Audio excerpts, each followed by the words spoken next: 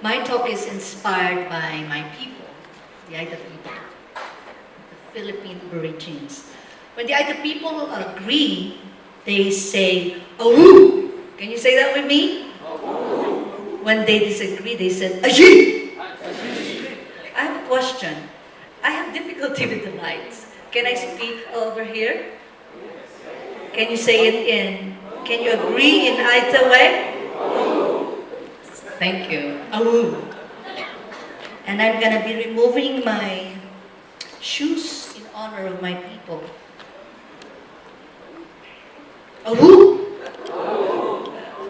I entitled my talk, Philippine Aborigines, the Aita people. Pamilamulamu. Say it with me, please. Pamilamulamu. An encounter of the indigenous ethics. Now, this is the problem. Sign na lang ako ng thumb. It's in your eyes. I'll just raise my thumb for the next. Slide na lang. Okay, this doesn't work. Ayi. Next slide na. Sorry about this. Kuya, when I say this, I am not a feminist scholar. I'm also a scholar. I'm a Christian education scholar. Unveiling scholar. So I was invited by Father Danny to bring in the conversation table Philippine Indigenous ethics and to bring in ethical views of Indigenous women, particularly Aita women, my people. But I have a dilemma. We don't have categories of ethics, feminism, and Indigenous ways of knowing are all grounded in this key core belief of Pamilamulamu. So bear with me to use that Indigenous ethics for this conversation, because we really don't have that word in the Indigenous context, at least in our context of the Aita people. And I would like also to let you experience an encounter, a short encounter of the Aita. So let me, Kuya, you bear with me, and when I do this, it's the next slide. Okay. So I would like to chant. Is that okay? To create the space of the indigenous, to create the space where I honor my people. Are you ready?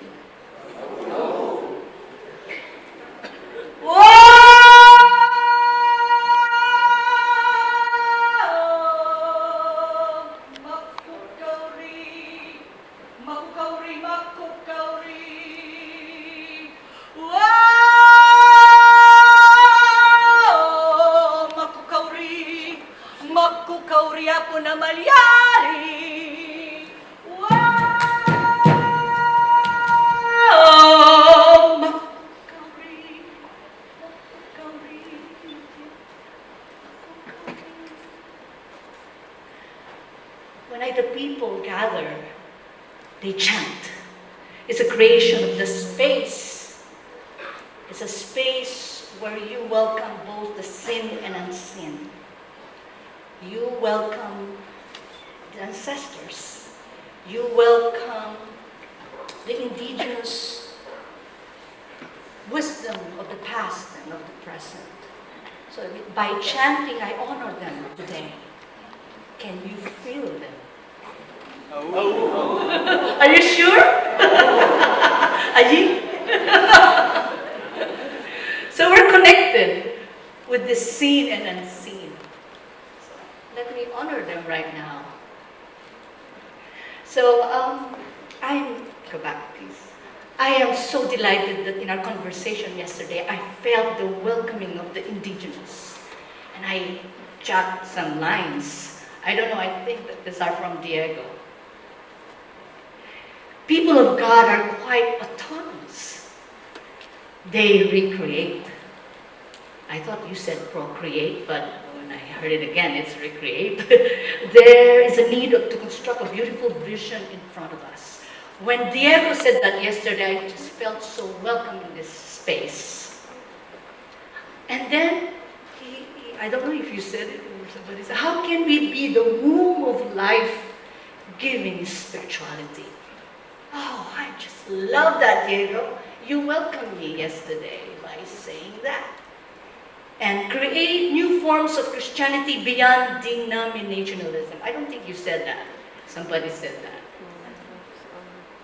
So, hearing those words, especially these words too, these are not dreams, they are passion. Oh!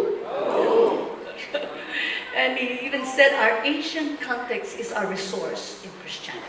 Let me show you my context. I am an ordained clergy of the United Methodist Church. I am also a mother. I am a friend. I have a husband. So this is my context. I am also an Indigenous. I am very new in reclaiming my Indigenous spirituality and identity. My great-great-grandmother is a Babaylan. But we don't call them Babaylan. In Aita, we call them Mananito.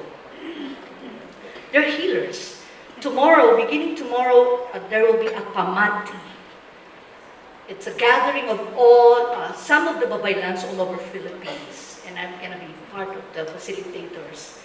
It will be originally in Butuan, with the Marawi happenings. It's now in Tanay Rizal. So I'm going to be hosting two Manganitos. Three. One from Zambales. Sorry, having problems with the light. And two from Pampanga.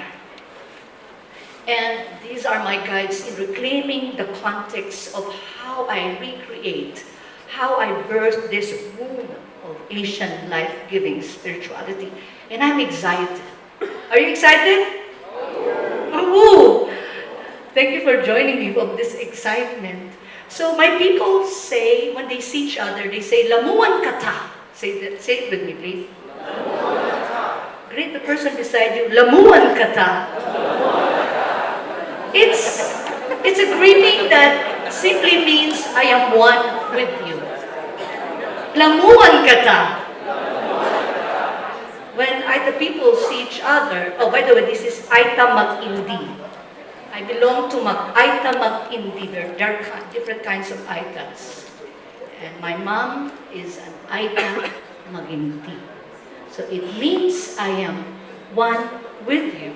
This word, this greeting, is grounded from the key core belief of the Aita people they call Pamilamulamu. It simply means being one. Just being one.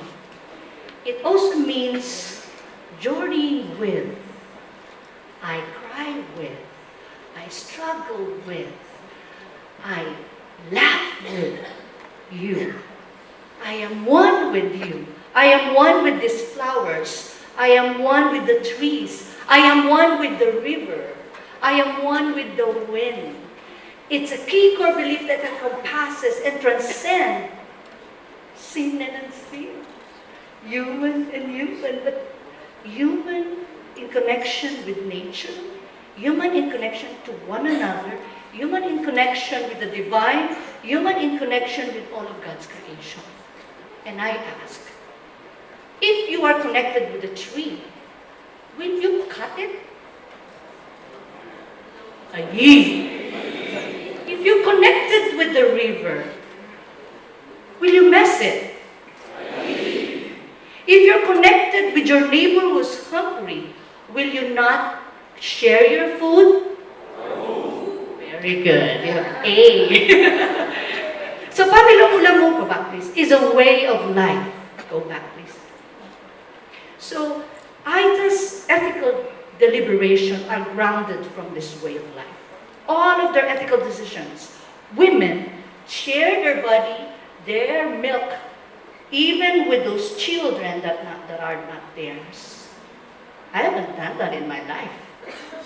Have you? I will never do that. I am 1/16 height, but I have never done that in my life. Women decide to have their breasts sucked even with children who are not theirs. Ayin awu. It's amazing that women decides to have their breasts sucked in order for that baby. Because when Aita adults go to the mountains and plant or harvest their produce, children are left with the neighbors.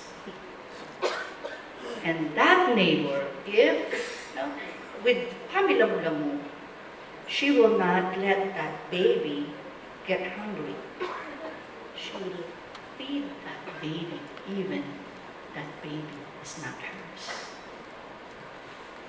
So all of this ethical decision, oh, is that right? Oh no, is that morally right? Their decision, their ethical decisions is grounded with, I am one with this baby. I am one with my neighbor who are farming and their children, and the baby is with me. So I just belong on, back, two more, sorry. Back, previous, go back. Ayi. Isa pa, sorry. So I just belong on that brown colored spots of the Philippine map. Go ahead. And the other people that I'm referring to they belong to the province of Pampanga, where I belong. My mom belongs to, she comes originally from Tarlac. I'm a Kapampangan. She's Aita Magindi. So my ethnographic research, where my sharing is based, is the Aita people in Florida Blanca, Pampanga. So this place, which is called Kamachile, Sitio Kamachile na Buklod. When you go to that place of the Aita people, there is this long bridge that separates an indigenous community to this Aita community. As soon as you step on that bridge, you will see the difference of the way of life of people. The ways of living of the non-indigenous and the indigenous is so different. I'll show you a lot of images. These are raw data from my ethnographic research done in 2 years. Go ahead, Kuya. So it's described in my ethnographic research. Pamilamulamu for Aita people means being one, as I described. It means also connectedness, sharing of resources, and their journeying together as God's creation in different seasons of life. It also expressed through the rituals that offer the very basis of worship, where God reveals God's self. And the Aita people respond in thanksgiving. God is at work in their farming, harvest, sickness, healing, and in different seasons of life. So Pamilamulamu also reveals how knowledge and awareness of God is not taught to human beings, but is born in every human being, whether male or female or LGBTQ. God's sanctity then is ingrained in every human being and in all of God's creation. So this is where, when you step on that bridge, this is where you see on the bottom of the bridge. Okay, can you spot the Carabao? Go ahead. Go ahead. Yeah. This is the Carabao with the Aita people swimming. Have you done that? Yes. Really? Aye. So it's being one of the river and the human beings. Being one of the human beings to the animals. They can share the river, and the river shares its water to the people. It's amazing. Water now, you need to buy it. Then you don't. When we do our laundry, you need washing machine there. You just go to the river and enjoy washing your clothes in the river. Go ahead. So this is a scenario where women and men do the laundry. Women and men. Men, do you do laundry? Oh, yee. Chores are not gender. you see men and women doing the laundry and doing chores in different times of the day. So Pamilamulamu embodies shared power and roles. I woo? Go ahead. In the Aita community, shared power and roles are observed. Power and roles transcend gender and sexuality. Let me show you more of the images. Oh, there's another. Pamilamulamu is also embodied in societal leadership, farming and house chores, all both for male and female. Chieftain can be a woman. Woo! So these are the women. I took this picture last Sunday. I have tons of raw data, but this last Sunday, by the way, my husband and I go to one of the Aita communities participating in a feeding ministry. So we drive, four-wheeling drive for an hour and then walk for almost 2 hours. Can you do that? That is every Sunday. And I love doing it. So these are women that they carry their children. It's amazing to see the connection of motherhood with their women, with their children. They do it when they work, when they wash their clothes. That baby is always connected with them. When they do all their chores, even in planting and harvesting, especially if it's impossible for the mother to bring the baby, they leave the baby to the neighbors. Okay. So what do you think is the relationship of this baby and a child and a woman?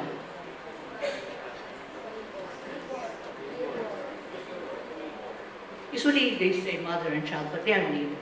So I asked her, so what's the name of your child? It's not my child. She told me, this is not my child, but that child has been with you for the last 5 days. Oh yes, that's normal for us, because we take care with one another. This is the chieftain of the community. He is taking care of a 4-year-old girl, and he was cooking rice. A chieftain that cooks and that takes care. Child rearing, wow. Transcend position, transcend gender, transcend roles. Even a chieftain with the highest position in the Aita community can do house chores and can do the nurturing, not just women. This is just last Sunday. I said, one of the males who's he was participating in the preparation of arroz caldo. And the chicken came from the community.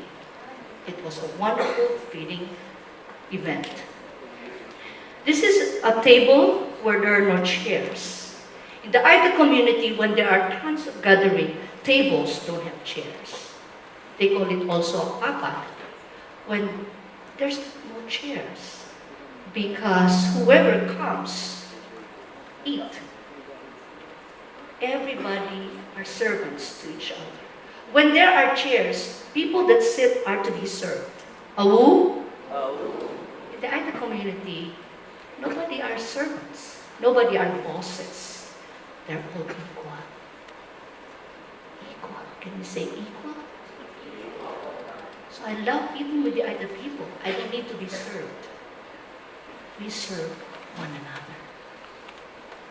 With this Pamilamulamu, I invite participants of this consortium to locate these indigenous frameworks that fits our Asian psyche, to reclaim our Imago Dei in us, to experience the freedom to bridge the gap between our great heritage of Christianity and our indigenous identity, and the freedom to be critical and creative in our own context of continuous search of the indigenous or of the Asian Christianity in us. God in Pamilamulamu helps us create the context of the Asian womb of the life-giving Asian spirituality. Awu? Go ahead. This is where I do it. I am a clergy, I'm a pastor, I'm a professor. This is what I created in helping the church churches who have ITIL members and communities. This is our framework, AKIR, to make it easier for the ITIL people. Ako naman yan, when we study God and talk about God, we start from what the concept about God. It's Apo naman yan, God of possibilities. We don't start with Christology, it's Trinitarian. In Methodist, we have prevenient grace. It's God unveiling even before God was introduced by Christianity. So it is their own understanding of God and their own ways of rituals are welcome in the conversation of defining and redefining Christianity in the context of indigenous. Educasyong Pamilamulamu, learning Pamilamulamu. We don't use the word agape, koinonia. We don't use all those Greek words or different kinds of concepts that are foreign to them. We begin with the key core belief of who they are, which is very good. Awu. Tunog, galaw, bahilag, bahal. Ita sounds, movement, and itas. When we gather to worship, we don't use organ. We don't use violin. We use their indigenous guitar. We use their tapping and all the resources of their art and culture are so beautiful and unending. Awu! And then, again, in worship, we don't use all of the foreign words and concepts that cannot fit the psyche of my people. All their rituals. And I can name them, but that's a different gathering. So this is my other work. It's Ida Center. I hope it will be launched, Schools of Living Tradition. This is the place where they are the teachers. They are the facilitators. In this place, 9 areas will be taught by the Ida people to their youngs. Because the challenges now, young people, they don't embrace fully their identity and their culture. They are not aware of it. Sometimes they're not interested. So this is the place where the ITAs built, where they will learn about their language, their rituals, their music, their key core belief and healing practices, and in that place where the 9 elders will facilitate these people. I'm the person that's seated on the left. I'm beside a weaver. I asked her, can you please make dynamics on how you teach how to weave? I thought she will start with the materials and then start the weaving process. When she created it, she started with identifying what kind of bamboo the children will use. So with this,